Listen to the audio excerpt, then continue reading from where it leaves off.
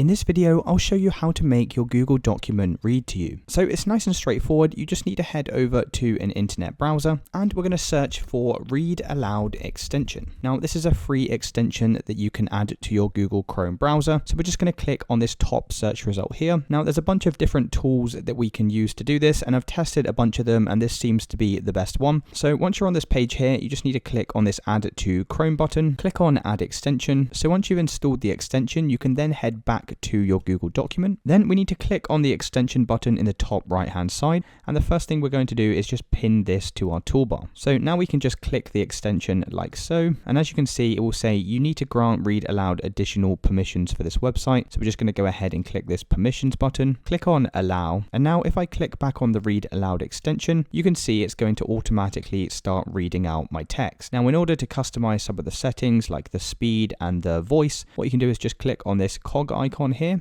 And as you can see, we can adjust both the voice, we can change to different accents if you prefer. You can also adjust the speed of how fast it's talking, amongst both the pitch and also the volume. So once you're happy with all of your options here, you can then just click on the icon again to read the text. And it's as simple as that, guys. That's how you use voice to text in your Google document. If you did find this video helpful, then please consider dropping a like and subscribing.